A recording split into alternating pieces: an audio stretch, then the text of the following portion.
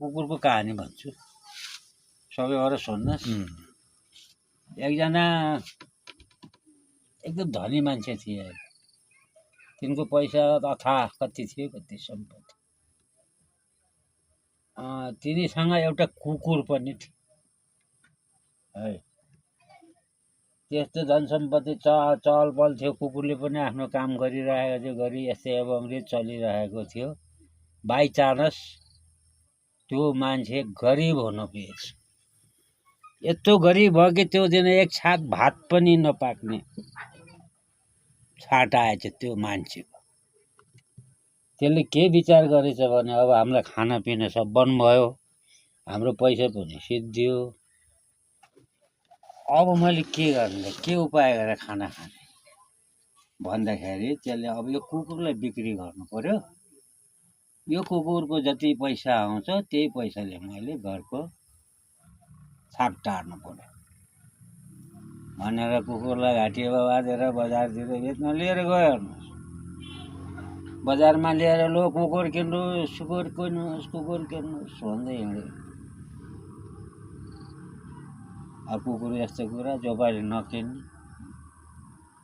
तैपनि एकजना मान्छेले तिनको कुकुर ल्याएको देखेर कुकुर यता लिएर आउनुहोस्, म किन्छु तपाईँको कुकुर। मैले कुकुर त किन्छु, तर यसको गुण के छ भन्नुहोस्, किन बेच्न खोज्नुभयो कुकुर भन्दा म यस्तो यस्तो भएर मेरो भरे भात खाने छाक पनि छैन, मैले यो कुकुर नबेचिकन अब भात खान पाउँदिनँ। त्यसो गरेर यही एउटा मसित भएको यो सम्पत्ति एउटा कुकुर हो। यो कुकुरलाई बेच्न आएको। यो स्वाभिमान छ एकदम, यसले जे भन्यो त्यही मान्छ। मानिसको लागि एकदम वफादार काम गर्छ। यसले एकदम स्वाभिमान छ यो कुकुर। यसले कुनै को गर्दैन, बेइमानी काम गर्दैन यो कुकुरले भनेर आफ्नो कुकुरको प्रशंसा गरेछ। कुकुर पनि त्यस्तै नै थियो। साउलाई मन परेछ र 5000 त्यो कुकुर किनेर राखेछ। 5000 लिएर कुकुर साउले लिएर गयो। बेलुकाको छाक टारे, खाए, बस्यो। यताको कुरो छोडिदियो सहिले। उता साउले त्यो कुकुर लिएर गयो। कुकुर लिएर गएपछि हेर्नुहोस् त्यसको दोकान थियो अरे।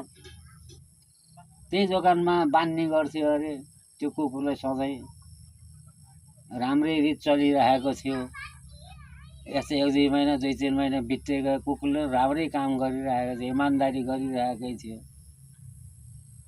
एक दिन साउले कता जानु परेछ र त्यसले कुकुर